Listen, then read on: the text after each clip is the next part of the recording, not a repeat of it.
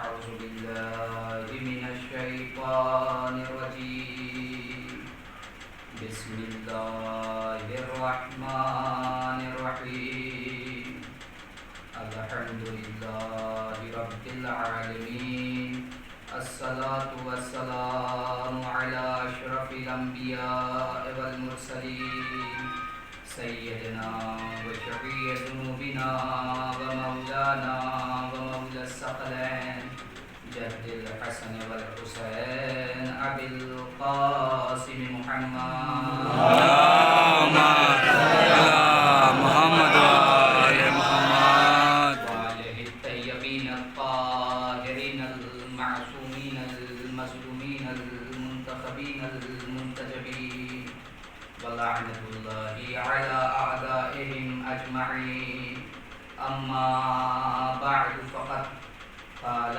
أمير المؤمنين علي بن أبي طالب عند ضربة بن ملجم فزت ورب الكعبة صلی اللہ محمد وآل محمد. سب سے پہلے آپ تمامی حضرات کو شہادت ایام شہادت سید الشہداء کی تعزیت پیش کرتا ہوں. بالخصوص امام زمانہ کی خدمت میں آپ کی طرف سے اور اپنی طرف سے تعزیت پیش کرتا ہوں. بعدہ ایک مرتبہ سورہ حمد اور 3 مرتبہ سورہ توحید کی تلاوت فرما کر ان مرحومین کے لیے اصال کر دیں کہ جو ہر سال اس فرش عزا پر تشریف رکھتے تھے لیکن اس سال ہمارے درمیان میں نہیں تھے.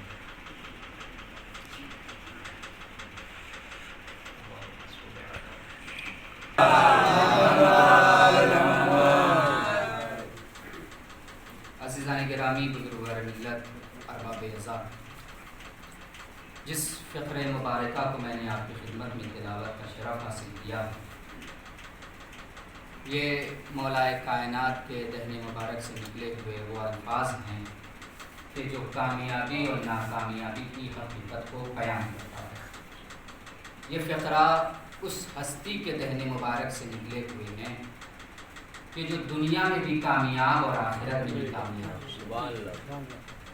جس نے دنیا میں سب کچھ پایا مگر اس کی نظر ہمیشہ آخرت پہ رہی، جو آغوش رسالت میں تربیت پائی، جس نے بدر و احد و خیبر و خندق میں تحفظ اسلام، تحفظ دین، نصرت پیغمبر، نصرت قرآن، تحفظ قرآن میں تلوار اٹھائی.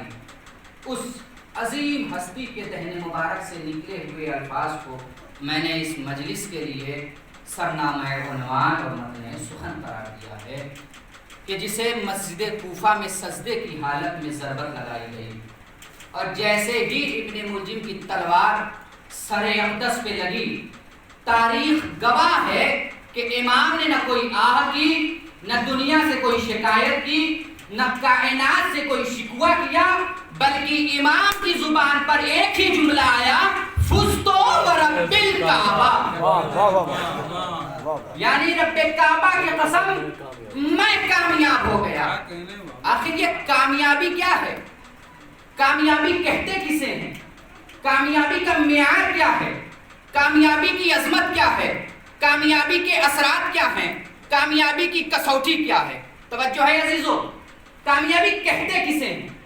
جب دنیا کامیابی کی تعریف کرتی ہے، جب دنیا کامیابی کے معیار کو بیان کرتی ہے، جب دنیا کامیابی کی ڈیفینیشن کرتی ہے، تو دنیا کہتی ہے کہ کامیاب وہ ہے کہ جو جس کے پاس اقتدار ہو، کامیاب وہ ہے کہ جس کے پاس حکومت ہو، کامیاب وہ ہے کہ جس کے پاس دولت ہو، کامیاب وہ ہے کہ جس کے پاس ثروت ہو، کامیاب وہ ہے کہ جس کے پاس اقتدار ہو، کامیاب وہ ہے کہ جس کے پاس حکومت ہو، کامیاب وہ ہے کہ جس کے پاس زمین و جائیداد ہو. لیکن علی بتا رہے ہیں کہ کامیابی کسے کہتے ہیں. توجہ ہے عزیزو، لیکن علی ہمیں بتا رہے ہیں کہ کامیابی کسے کہتے ہیں. دنیا کہے گی کہ علی مظلوم ہے، دنیا کہے گی علی پہ ظلم ہوا، دنیا کہے گی کہ علی کو ستایا گیا، دنیا کہے گی کہ علی کو رلایا گیا، دنیا کہے گی علی پہ مصائب کے پہاڑ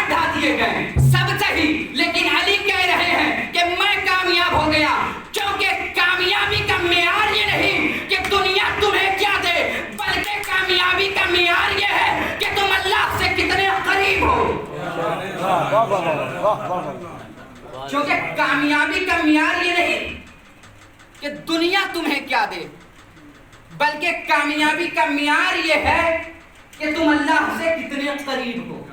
توجہ ہے عزیزو، تو اصل کامیابی کیا ہے؟ اللہ کی رضا۔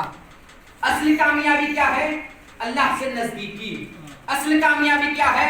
اللہ کو پا لینا۔ اصل کامیابی کیا ہے؟ اللہ کو حاصل کر لینا۔ اصل کامیابی کیا ہے؟ اللہ تک پہنچ جانا۔ توجہ ہے عزیزو، اس بات کو ثابت کرنے کے لیے میں آپ کی خدمت میں دو دلیلیں پیش کرتا ہوں۔ چونکہ عمومی طور پر دنیا کا بھی یہی قانون ہے، دستور ہے کہ کسی بات کو ثابت کرنے کے لیے دو دلیلیں کافی ہوتی ہیں، لیکن اگر کوئی اس کے سامنے کوئی نص نہ ہو، اور شریعت بھی یہی کہتی ہے کہ دو عادل گواہ چاہیے، اور نبی کا بھی طریقہ کار یہی ہے کہ جب مدینے میں، مکے میں نبی کی نبوت کو لوگ جھٹلا رہے تھے، نبی کی رسالت کو تسلیم نہیں کر رہے تھے، نبی کو مجنون دیوانہ کہہ رہے تھے، نبی کی رسالت کو اقرار نہیں کر رہے تھے، تو نبی نے ایک معجزہ دکھایا مکے میں۔ کیا معجزہ دکھایا؟ تاریخ نے جس معجزے کو شق القمر کے نام سے رقم کیا، نبی نے اس معجزے میں کیا کیا تھا؟ نبی نے چاند کی طرف اپنی انگلیوں کا اشارہ کیا تھا، جس کے نتیجے میں ایک چاند میں شق پیدا ہوا، جس کے نتیجے میں چاند دو حصوں میں بٹ گیا، چاند کے دو ٹکڑے ہو گئے۔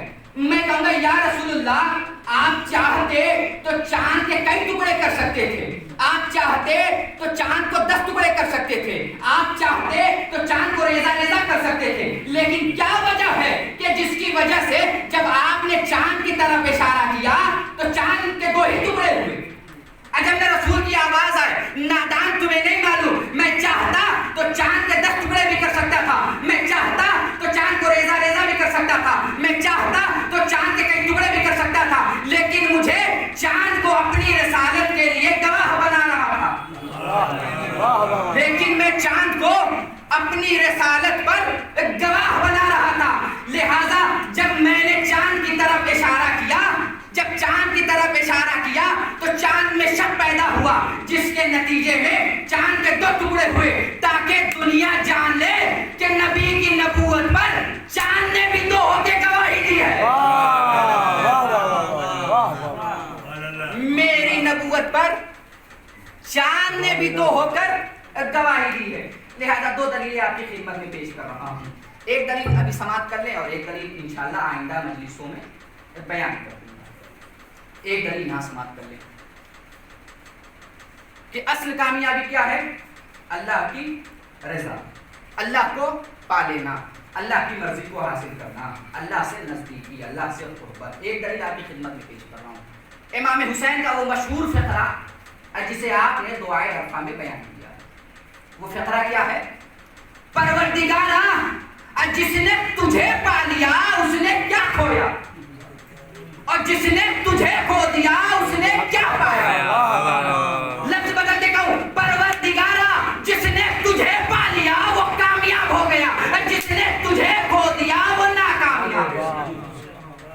ایک صلوات پڑھے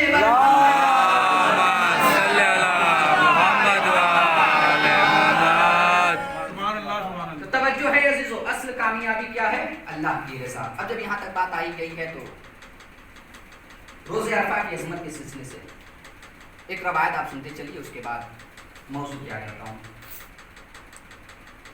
روزہ عرفہ کی عظمت کیا ہے؟ چونکہ ماقبل المہینے میں روزہ عرفہ گزرا ہے، لہٰذا اس کی عظمت کے سلسلے سے کہ روزہ عرفہ کہتے کسے ہیں۔ مدینے میں ایک سائل صدا لگا رہا تھا کہ کوئی مجھے رزق دے دے، کوئی مجھے کچھ عطا کر دے، یعنی وہ بندوں سے مانگ رہا تھا۔ سائل کیا کہہ رہا تھا کہ کوئی ہے جو مجھے کچھ عطا کرے، میں فقیر ہوں، میں غریب ہوں، مجھے کوئی کچھ عطا کرے۔ یہ آواز امام سجاد کی کانوں تک پہنچی، امام سجاد بیت الشرف سے باہر نکلے، نکلنے کے بعد سائل کو متوجہ کہہ کے کہا کہ اے سائل، تجھ پہ وائے ہو، تجھ پر وائے ہو، تو آج کے دن بندوں سے مانگ رہا ہے، تو آج کے دن بندوں سے مانگ رہا ہے، جبکہ آج کا دن وہ دن ہے کہ جس دن اللہ نے اپنے سارے نعمتوں کے دروازے کھول رکھا۔ تجھے آج کے دن خدا سے مانگنا چاہیے، تو آج بندوں سے مانگ رہا ہے۔ تو روز عرفہ کی عظمت یہ ہے کہ اس دن خدا سے مانگا جائے، جو کچھ بھی مانگا جائے خدا سے مانگا جائے۔ روز عرفہ کی یہ عظمت ہے۔ اور بہت ساری روایتیں ہیں روز عرفہ کے سلسلے سے، لیکن یہ آپ کی خدمت میں امام سجاد کی روایت آپ کی خدمت میں پیش کیا۔ اب آئیے، اصل کامیابی کیا ہے؟ اللہ کی رضا۔ اصل کامیابی کیا ہے؟ اللہ کو پا لینا، اللہ کو حاصل کر لینا، اللہ کی قربت حاصل کرنا، اللہ کی رضا کو حاصل کرنا، اللہ کی مرضی کو حاصل کرنا۔ توجہ ہے عزیزو، یہ تو اصل کامیابی ہے۔ لیکن اس دنیا میں عمومی طور پر کامیابی کسے کہتے ہیں؟ توجہ ہے عزیزو، اس دنیا میں عمومی طور پر، عوامی طور پر کامیابی کسے کہتے ہیں؟ اس دنیا میں، اس فانی دنیا میں، اس مادی دنیا میں عمومی طور پر جو کامیابی ہے وہ انسانوں کے ذہن کے مطابق، انسانوں کے مقصد کے مطابق الگ الگ ہو سکتے ہیں، مختلف ہو سکتی ہے کامیابی۔ ممکن ہے کہ چھوٹے برادر کی کامیابی کچھ اور ہو، کیونکہ اسکول، پرائمری اسکول کے بچے ہوں گے تو ان کی کامیابی کیا ہوگی کہ اچھے نمبر سے پاس ہو جانا، اچھے نمبر سے کامیاب ہو جانا، ان کا مقصد اور ان کی کامیابی۔ اور کسی باشعور افراد سے پوچھئے کہ بھائی آپ کی کامیابی کیا ہے، تو وہ یہ کہتا ہوا نظر آئے گا کہ میری کامیابی یہ ہے کہ میری اچھی جاب لگ جائے، اچھی نوکری لگ جائے، تاکہ میں اپنی فیملی کو، اپنے خاندان والوں کو، اپنے گھر والوں کو اچھی زندگی دے سکوں۔ تو ایک باشعور کی کامیابی اس کی عمر کے مطابق الگ ہے۔ تو عمومی طور پر انسان کے ذہن کے مطابق کامیابی کی ڈیفینیشن اور کامیابی کا مقصد اور کامیابی الگ الگ ہو سکتے ہیں۔ توجہ ہے عزیزو، اور اللہ نے جتنی بھی مخلوقیں پیدا کی ہیں، ہم ہوئے کہ آپ ہوئے کہ نہیں ہوئے، سب اسی مرض کے اصل ہیں۔ جتنے بھی افراد ہیں، جتنی بھی مخلوقیں ہیں، اللہ نے سب کو اس دنیا میں بھیجا ہے کسی مقصد سے، اور ہر انسان کامیابی تلاش کرتا ہے۔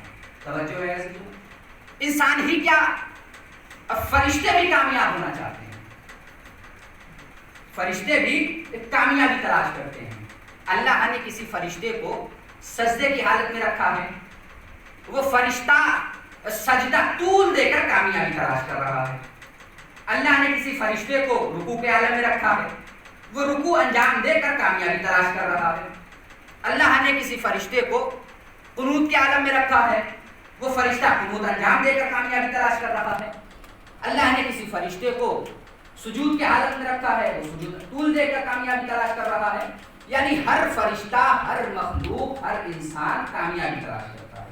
توجہ ہے عزیزو، انہی تمام فرشتوں میں ایک فرشتہ کہ جو عتاب الہی میں گرفتار تھا، قہر الہی میں مبتلا تھا، عذاب الہی میں گرفتار تھا، وہ بھی کامیاب ہونا چاہتا تھا۔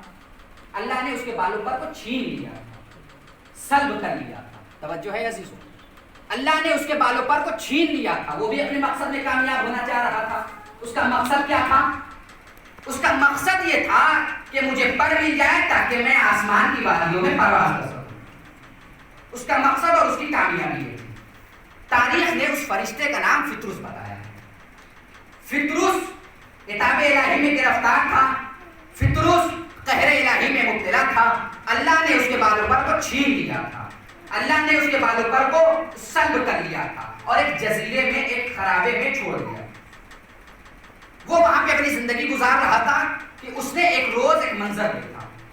کیا منظر دیکھا؟ کہ آسمان کی وادیوں سے فرشتوں کی کثیر جماعت چلی آ رہی ہے۔ جب فطرس نے یہ منظر دیکھا اور فرشتوں کا گزر اسی خرابے سے ہوا، اسی جزیرے سے ہوا، تو فطرس نے جبرائیل سے کہا کہ جبرائیل، اتنی بڑی فرشتوں کی جماعت تم لے کر کہاں جا رہے ہو؟ جبرائیل نے کہا فطرس کیا تمہیں خبر نہیں، آج سید الانبیاء کی بیٹی کے یہاں بیٹا پیدا ہوا ہے، لہذا اللہ کا حکم ہے کہ ہم سب مبارکبادی کو جائیں، لہذا تمام فرشتوں کی جماعتیں مبارکبادی کو جا رہی ہیں۔ فطرس نے جیسے ہی یہ سنا، فطرس کی بھی خواہش ہوئی۔ فطرس نے کہا جبرائیل کیا ممکن ہے کہ مجھے بھی تم اس محفل میں لے کے چلو، تم مجھے بھی اس جشن میں لے کے چلو؟ جبرائیل نے کہا، دیکھیے توجہ چاہوں گا، جبرائیل معصوم ضرور ہیں، لیکن درمیان سے اپنی مرضی سے اگر کسی کو لے کر جائیں گے تو ان کے بھی بالوں پر چھین لیے جائیں گے۔ اپنی مرضی سے کوئی کام انجام نہیں دے سکتے، بغیر امر الہی کے کوئی فعل انجام نہیں دے سکتے، بغیر حکم خدا کے کوئی کام انجام نہیں دے سکتے۔ اگر فطرس اپنی مرضی سے بغیر حکم خدا کے، بغیر امر خدا کے کوئی فعل انجام دیتے ہیں تو ان کے بھی بالوں پر چھین لیے جائیں گے، ان کے بھی بالوں پر سلب کر لیے جائیں گے۔ لہذا فطرس اپنی مرضی سے کوئی کام انجام نہیں دے سکتے۔ لیکن اگر جبرائیل فطرس کو اپنے ہمراہ لے کر جائے تو اس کا مطلب یہ ہے کہ اللہ کی مرضی یہی ہے کہ فطرس کو شفایاب کیا جائے۔ اگر فطرس کو جبرائیل اپنے ہمراہ لے کر جائیں تو اس کا مطلب یہی ہے کہ اللہ کی مرضی یہی ہے کہ فطرس کو شفایاب کیا جائے۔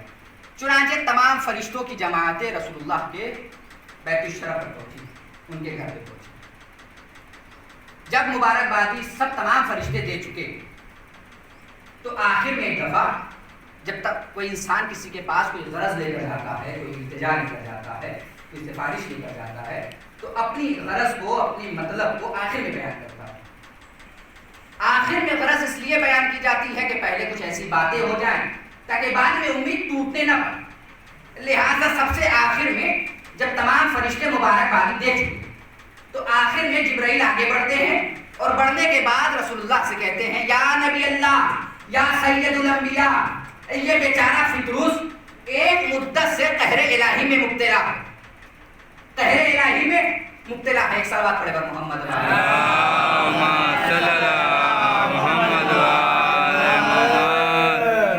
یا رسول اللہ، یہ فطرس ایک مدت سے قہر الہی میں مبتلا ہے، عذاب الہی میں مبتلا ہے۔ یا رسول اللہ، آج آپ کے گھر میں خوشی کا موقع ہے، اللہ نے آپ کی بیٹی کو بیٹا عطا کیا، اگر آپ اس کے حق میں دعا کر دیں تو اللہ اس کے بالوں پر کو عطا کر دے گا، اللہ اس کے بالوں پر کو دے دے گا، پر اس کو واپس کر دے گا۔ رسول کا جواب سنیں گے کہ رسول نے اس موقع پہ کیا کہا۔ توجہ چاہوں گا، رسول نے اس موقع پہ کیا کہا۔ میرے استاد ہیں مولانا ڈاکٹر اصغر اعجاز قائمی صاحب جلال پوری، جو علی گڑھ مسلم یونیورسٹی میں پروفیسر ہیں۔ وہ کہتے ہیں کہ رسول اللہ نے اس موقع پہ فطرس سے، جبرائیل سے جملہ کہا۔ کیا جملہ کہا؟ جبرائیل فطرس کو لے کر آئے ہو، فطرس کو لے کر آئے ہو تو آج سے پہلے کیوں نہیں لے کر آئے؟ آج ہی کیوں لے کر آئے ہو؟ آج سے پہلے کیوں نہیں لے کر آئے؟ آج ہی کیوں لے کر آئے ہو؟ آج سے پہلے بھی تو تم میرے گھر پر آتے تھے، آج سے پہلے بھی تو تم سفارشیں لے کر آتے تھے، آج سے پہلے بھی تو تم غرض لے کر آتے تھے، آج سے پہلے بھی تو تم التجائے لے کر آتے تھے، تو آج ہی کیوں لے کر آئے ہو؟ جبرائیل نے کہا یا رسول اللہ، آج آپ کے گھر میں خوشی کا موقع ہے، اللہ نے آپ کی بیٹی کو بیٹا عطا کیا ہے۔ اچھا تو تم میرے نواسے کی وجہ سے آئے ہو، اچھا تو تم میرے نواسے کی وجہ سے آئے ہو، میرے نواسے سے شفایاب ہونے کے لیے آئے ہو، میرے نواسے سے اپنی غرض بیان کرنے کے لیے آئے ہو، تو میرے پاس کیوں آئے ہو؟ اسی کے پاس جاؤ۔ تم کیا سمجھتے ہو کہ حسین کی عصمت کم ہے؟ تم کیا سمجھتے ہو کہ حسین تمہیں شفا نہیں دے سکتے؟ تم کیا سمجھتے ہو کہ حسین کا اختیار بہت محدود ہے؟ تم کیا سمجھتے ہو کہ حسین اس دنیا میں کچھ کوئی کام انجام نہیں دے سکتے؟ حسین کے پاس جاؤ، حسین تمہیں شفا دیں گے، حسین تمہیں کامیاب بنائیں گے، حسین تمہارے مقصد میں تمہیں کامیاب بنائیں گے، حسین تمہیں شفا دیں گے۔ توجہ ہے عزیزوں؟ اب پھر ایک دفعہ جبرائیل نے فطرس کو اپنے دوش پر سوار کیا اور گہوارے حسین کے قریب جا کر لٹا دیا۔ اب کوئی تاریخ یہ نہیں کہتی کہ فطرس نے اپنے جسم کو حسین کے جسم سے مسح کیا، بلکہ فطرس نے اپنے جسم کو حسین کے گہوارے سے مسح کیا۔ میں کہوں گا فطرس، تم اپنے جسم کو حسین کے جسم سے مس کرنے کے بجائے تم اپنے جسم کو حسین کے گہوارے سے کیوں مس کر رہے ہو؟ جب میں فطرس کو آواز آئے، میں فرشتہ ہوں، فرشتہ، میں جانتا ہوں کہ حسین عالم ظاہر میں ہمیشہ اس دنیا میں موجود نہیں رہیں گے، لہٰذا میں اپنے جسم کو حسین کے گہوارے سے مس کر دنیا والوں کو یہ پیغام دینا چاہتا ہوں کہ اے دنیا والوں، اگر تمہیں شفا چاہیے تو گہوارے حسین کے پاس آنا، حسین کے ایک گہوارے کے پاس آنا، چونکہ گہوارہ حسین کی ذات سے منسوب ہے، لہٰذا میں گہوارے سے مس ہو کر شفا پاتا ہوں اور دنیا والوں کو پیغام دیتا ہوں کہ اے دنیا والوں، ہر اس شے سے شفا لینا جو حسین کی ذات سے وابستہ سوال نہ کرے کہ تم تعزیے پہ کیوں مانتے ہو، تم علم پہ کیوں مانتے ہو، تم شکیوں پہ کیوں مانتے ہو، تم زلجلہ پہ کیوں مانتے ہو، تم رضاخانوں پہ کیوں مانتے ہو، تم فرش اعضاء پہ کیوں مانتے ہو. ہم اس لیے تعزیے پہ مانتے ہیں، علم پہ مانتے ہیں، شکیوں پہ مانتے ہیں، رضاخانوں میں مانتے ہیں، علم پہ مانتے ہیں، تابوت پہ مانتے ہیں، اس لیے کہ یہ ساری چیزیں حسین کی ذات سے منسوب ہے. صلی اللہ محمد وآل محمد. تو اس لیے ہم ہر اس شے سے شفا مانگتے ہیں کہ جو حسین کی ذات سے منسوب ہو. اچھا، تو کیا فطرس کے دونوں پر چھین لیا گیا تھا؟ فطرس کا کیا دونوں پر چھینا گیا تھا، سلب کر لیا گیا تھا؟ توجہ چاہوں گا. نہیں، بلکہ فطرس کا ایک پر چھینا گیا تھا، دونوں پر نہیں چھینا گیا تھا. فطرس کا ایک پر موجود تھا اور ایک پر سلب کر لیا تھا اللہ نے. ہم اور آپ پرندوں کے پر پکڑتے ہیں جس کے نتیجے میں پرندہ اڑ نہیں جاتا. فطرس کا ایک پر سلب کیا گیا ہے اور ایک پر موجود ہے، لیکن فطرس اڑ نہیں سکتا. گہوارے حسین سے فطرس نے اپنے جسم کو مس کیا، جس کے نتیجے میں فطرس کو پر ملا. اب گویا فطرس کے پاس دونوں پر موجود ہیں، دونوں پر مکمل ہو گئے ہیں. اب میں آپ کی خدمت میں ایک مثال پیش کرتا ہوں، توجہ چاہوں گا. عام طور پر حادثات میں انسان کے بہت سے جسم کے اعضاء ٹوٹ جاتے ہیں. مثلا کسی حادثے میں انسان کا ہاتھ ٹوٹ گیا ہو اور ڈاکٹر کے پاس جائے، ڈاکٹر کہے کہ حضور آپ کا ہاتھ تو اس قدر ضائع ہو چکا ہے کہ آپ کے جسم سے آپ کا ہاتھ کو جدا کرنا پڑے گا. وہ تیار بھی ہو گیا اور اپنے ہاتھ کو اپنے جسم سے جدا بھی کرا دیا. لیکن اس کے دل میں خواہش ہے کہ کاش کہ کوئی نقلی یا کسی اور کا ہاتھ لگ جائے تو میں بھی صحیح و سالم رہ سکتا ہوں. ڈاکٹر سے بڑی التجا کی کہ ڈاکٹر صاحب کوئی ذریعہ ہو، کوئی کسی کا ہاتھ لگا دیجیے، کوئی نقلی ہاتھ لگا دیجیے، کوئی تو ذریعہ بتائیے. ایسے تو بیکار لگتا ہے کہ ایک ہاتھ سے لکڑا اور ایک ہاتھ سے یہ.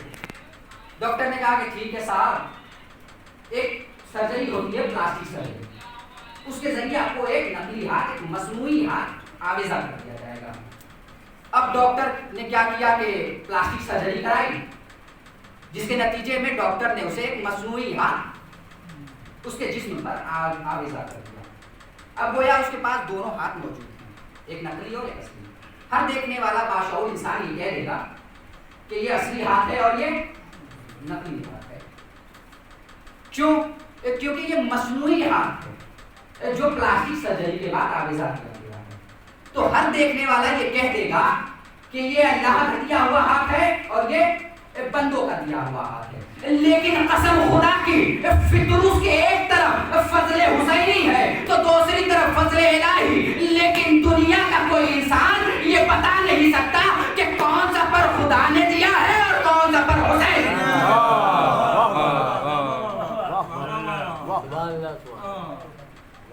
کیونکہ جتنے خطوط فضل الہی والے پر میں ہے اتنے ہی خطوط فضل حسینی والے پر میں ہے. دنیا کا کوئی انسان یہ بتا نہیں سکتا کہ فطرس کا کون سا پر خدا نے دیا ہے اور کون سا پر حسین نے دیا ہے. توجہ ہے عزیزو. ایک سوال پڑے گا محمد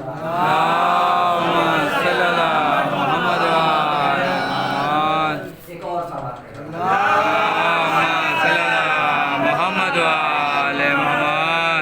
اب فطرس کو پر مل گیا، دونوں مکمل پر ہو گئے اس کے. اب فطرس، روایت بتاتی ہے کہ اب فطرس آسمان کی وادیوں میں پرواز کرنے لگا، اپنے مقصد میں وہ کامیاب ہو گیا. آسمان کی وادیوں میں پرواز کر رہا تھا اور آوازیں لگا رہا تھا، من مثلی من مثلی من مثلی. کون ہے مجھ جیسا، کون ہے مجھ جیسا.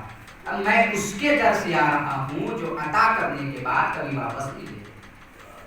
اور فطرس کو بھی بخوبی معلوم ہے کہ آج جتنا بھی فخر کیا جائے، آج جتنا بھی غرور کیا جائے کم ہے، کیونکہ اس کے در سے پر ملا ہے کہ جو عطا کرنے کے بعد واپس نہیں لے. فطرس آسمان کی وادیوں میں پرواز کر رہا ہے، اپنے مقصد میں کامیاب ہے، آسمان کی وادیوں میں اڑ رہا ہے، پرواز کر رہا ہے، دونوں پر سارے سے. اب کیا، جب آسمان کی وادیوں میں فطرس پرواز کر رہا تھا تو آسمان کے فرشتے اسے ایک لقب دیتے ہیں. کیا لقب دیتے ہیں؟ اب آسمان کے فرشتے فطرس کو فطرس نہیں کہتے، بلکہ آسمان کے فرشتے اسے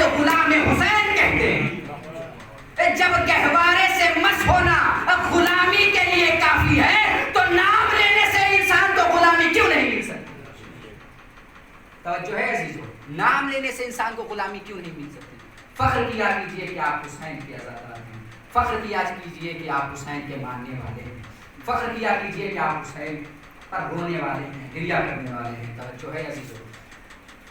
اچھا، ہمارے ملک کے حالات آج کل کیا ہیں آپ بہتر جانتے ہیں، چھپی ہوئی بات تو ہے، سب جانتا ہے کہ آج کل ہمارے ملک میں کیا چل رہا ہے اور کیا نہیں چل رہا ہے۔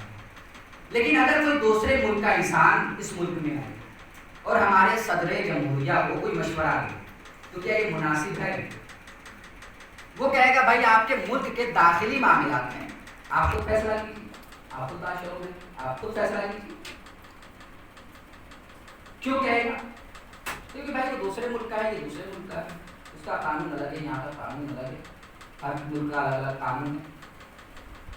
تو دوسرے ملک کا آنے والا انسان وہ یہ کہہ دے گا بھائی ہم سے کوئی مطلب نہیں ہے، یہ تو آپ کا مسئلہ ہے، آپ فیصلہ کیجیے، آپ کا اختیار ہے، ہمارا اس پہ اختیار نہیں، ہمارا اس پہ کوئی حق نہیں ہے، چاہے وہ کوئی بھی ہو، صدر اعظم ہو کہ وزیر اعظم ہو، کوئی بھی ہو۔ وہ ایک دنیا کا قانون ہے کہ ایک ملک کا رہنے والا دوسرے ملک کے قانون میں دخل اندازی نہیں کرتا، ایک ملک کا رہنے والا دوسرے ملک کے قانون میں دخل اندازی نہیں کرتا۔ لیکن فطروس کا مسئلہ کہاں کا مسئلہ ہے؟ فطروس کا مسئلہ یہاں کا مسئلہ ہے یا آسمان کا مسئلہ ہے؟ اب فطروس کا مسئلہ اگر زمین کا مسئلہ ہوتا تو زمین پہ کسی انسان کے پاس فطروس کے مسئلے کو پیش کر دیا جاتا اور وہ انسان اسے حل کر دیتا، تو کوئی مذائقہ نہیں تھا۔ لیکن فطروس کا مسئلہ زمین کا مسئلہ نہیں ہے، بلکہ فطروس کا مسئلہ آسمان کا مسئلہ ہے۔ میں کہوں گا آسمان پہ رہنے والے فرشتوں کے درمیان اب فطروس کے مسئلے کو پیش کیا جاتا، کوئی فرشتہ آگے بڑھتا، اب فطروس کے مسئلے کو حل کر دیتا۔ لیکن فطروس جانتا تھا کہ میرا مسئلہ آسمان پہ حل ہونے والا نہیں ہے، لہٰذا آسمان پہ رہنے والا فرشتہ زمین پہ آتا ہے، اور زمین پہ آنے کے بعد حسین کے گہوارے سے مس ہوتا ہے، مس ہونے کے بعد شفایاب ہوتا ہے، اور رسول فقط شفا نہیں دیتے بلکہ فطروس کو حسین کے گہوارے کے پاس بھیجتے ہیں، اور حسین کے گہوارے کے پاس رسول فطروس کو نہیں بھیج رہے ہیں بلکہ دنیا والوں کو یہ پیغام دینا چاہتے ہیں، اے دنیا والوں، حسین کے اختیارات کی حدوں کو دیکھو، حسین کو اللہ نے یہاں بھی بولنے کا حق دیا ہے، وہاں بھی بولنے کا حق دیا ہے۔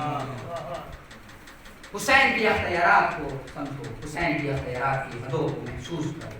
ایک سوال کرے گا محمد اللہم صلی علی محمد وعلی محمد۔ تو ہر فرشتہ، ہر مخلوق کامیابی چاہتا ہے، ہر انسان اس کائنات میں جتنے بھی افراد آئے ہیں وہ کامیابی چاہتے ہیں۔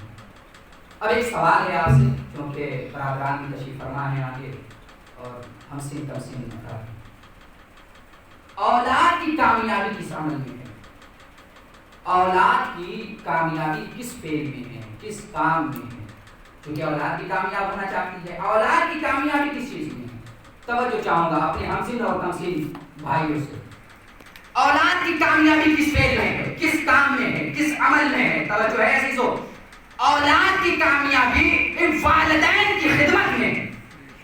اولاد والدین کی جتنی خدمت کرتی چلی جائے گی اولاد کامیاب ہوتی چلی جائے گی، لہذا اولاد کو چاہیے کہ وہ اپنے والدین کی خدمت کرے، جتنا ہو سکے خدمت کرے۔ اب مجھے ان اولاد پر بہت تعجب ہوتا ہے کہ جو لوگ اپنے والدین کی زندگی میں قدر نہیں کرتے اور مرنے کے بعد اتنی مجلسیں کرتے ہیں کہ بس ان سے بڑا کوئی چاہنے والا اس دنیا میں نہیں۔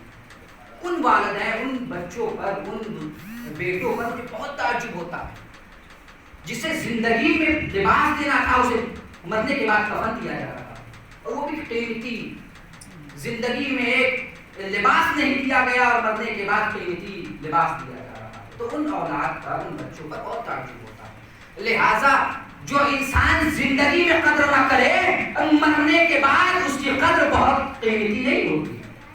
توجہ ہے، لہٰذا اولاد کو چاہیے کہ اپنے بزرگوں کی، اپنے والدین کی زندگی میں قدر کرے، زندگی میں خدمت کرے۔ جو انسان، جو اولاد، جو بچے، جو لوگ زندگی میں اپنے بزرگوں کا، اپنے والدین کی خدمت کریں گے وہ مرنے کے بعد وہ خدمت نہیں کریں گے۔ وہ خدمت ہی کیا جو مرنے کے بعد انسان کو نصیب ہو، وہ زندگی ہی کیا جو مرنے کے بعد انسان کو ملے، وہ زندگی ہی کیا جو مرنے کے بعد انسان کو لباس ملے. توجہ ہے عزیزو؟ ہاں وہ واجب ہے، وہ انسان ادا کرے، وہ الگ مسئلہ ہے، لیکن انسان کو چاہیے، ہر بچے کو چاہیے کہ زندگی میں والدین کی خدمت کرے. اور چونکہ بہت سے بچے ایسے ہوتے ہیں جو پردیس میں اپنی زندگی گزارتے ہیں، واقعی بہت سخت زندگی ہوتی ہے پردیس میں زندگی گزارنا، ایک بچے کے لیے بھی اور ان کے والدین کے لیے بھی. کوئی والدین اپنے بچوں کو اپنے سے دور کرنا نہیں چاہتا، پسند نہیں کرتا کہ میرا بچہ دور جائے مجھ سے.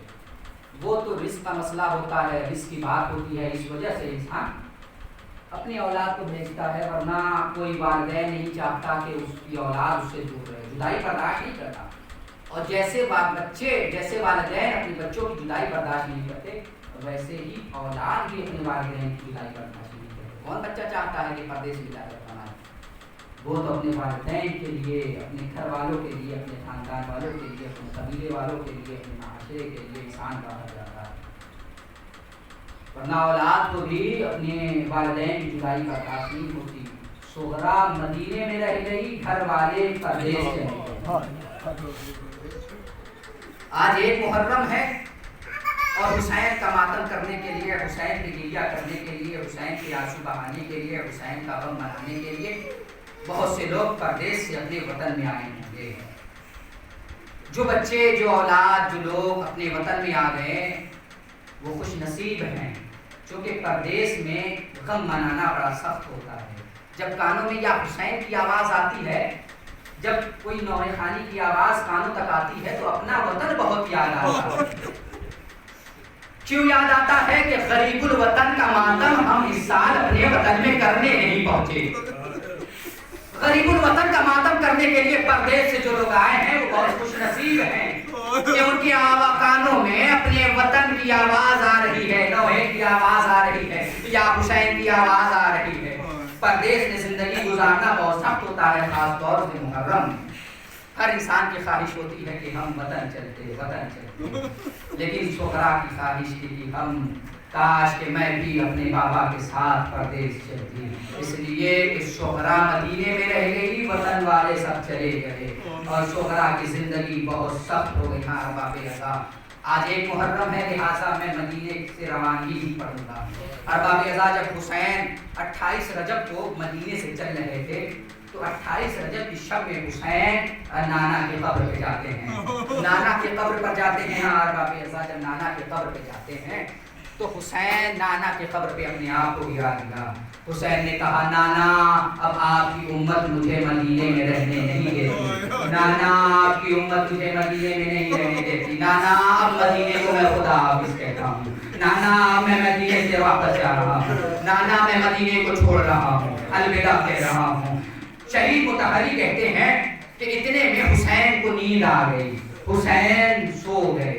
خواب میں نانا رسول اللہ آنے کے بعد کہا بیٹا حسین تم آگے آگے چلو، پیچھے پیچھے میں آؤں گا، تم آگے آگے چلو، پیچھے پیچھے میں آؤں گا. ارباب ازا، اب رسول اللہ سے اجازت ملی. اب ناب حسین قبر بھائی پر آتے ہیں، قبر برادر پہ آتے ہیں، امام حسن کے قبر پر آتے ہیں. آنے کے بعد قبر حسن پر اپنے آپ کو گرا دیا. بھیا اب میں مدینے سے خدا حافظ کہہ رہا ہوں، اب مدینے کو میں چھوڑ رہا ہوں. ارباب ازا بھائی کی قبر سے رخصت ہوئے. اب اماں فاطمہ کی قبر پہ جاتے ہیں. جیسے ہی قبر فاطمہ پہ جاتے ہیں اپنے آپ کو ایسے گرا دیتے ہیں. روایت یہ کہتی ہے کہ جب حسین نانا کی قبر پہ گئے تو ایسے گئے جیسے ایک بادشاہ سے ملنے جاتا ہے. جب بھائی کی قبر پہ گئے تو ایسے گئے جیسے ایک شہزادہ شہزادے سے ملاقات کو جاتا ہے.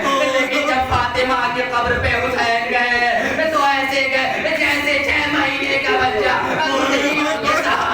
ماں کی آنکھوں سے نپٹ جاتا ہے. اماں اب خدا حافظ، اماں اب خدا حافظ. اب حسین آپ کی قبر پہ چراغ نہیں جلا پائے گا، اب حسین آپ کی قبر پہ اجالا نہیں کر پائے گا. حسین اب مدینے سے جا رہا ہے. ارباب ازا صبح آ گئی. اب اب صبح ہوئی 28 رجب ہے، قافلہ آمادہ ہے، جانے کو سارے لوگ تیار ہیں۔ روایت یہ کہتی ہے، عبداللہ ابن سنان کہتا ہے کہ میں مدینے میں 28 رجب کو پہنچا تھا۔ اسی دن میں نے کیا منظر دیکھا کہ ناکا لایا جا رہا ہے بیت الشرف کے قریب، اور اس پر سامان لادا گیا، وہ ناکا بلند ہوا اور آگے بڑھ گیا۔ روایت یہ کہتی ہے کہ دوسرا ناکا لایا گیا، ناکے کو بیت الشرف کے قریب بیٹھایا گیا، ناکے پہ ایک بیوی سوار ہوئی، ایک نوجوان آگے بڑھا، بیوی کو سوار کرتا ہے، وہ ناکا بلند ہو کر آگے بڑھ جاتا ہے۔ پھر ایک ناکا لایا گیا، ایک خیمے سے نقاب پوش بیوی باہر نکلتی ہے، ایک جوان آگے بڑھتا ہے، اس بیوی کو سوار کرتا ہے، ناکا آگے بڑھ جاتا ہے۔ پھر ایک ناکا لایا جاتا ہے، ایک نقاب پوش بیوی نکلتی ہیں، پھر ناکے پہ سوار ہوتی ہیں اور ناکا آگے بڑھ جاتا ہے۔ ارباب اثر روایت یہ کہتی ہے، عبداللہ ابن سنان کہتا ہے کہ آخر میں حسین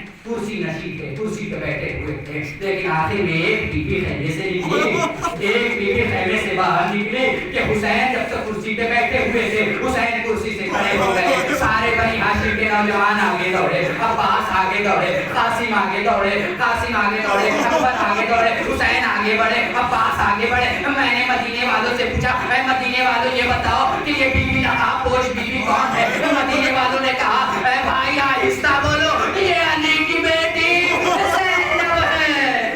میں کہوں گا بیوی، ارے آپ 28 رجب کو مدینے سے جا رہی ہے، آپ کو سوار کرنے والے عباس ہے، حسین ہے، قاسم ہے، اکبر ہے۔ میں کہوں گا جب آپ 11 محرم کو ناقے پہ سوار ہونے کے لیے آواز دے رہی ہوگی، اے عباس ارے مجھے سوار کرو، زینب تنہا ہے۔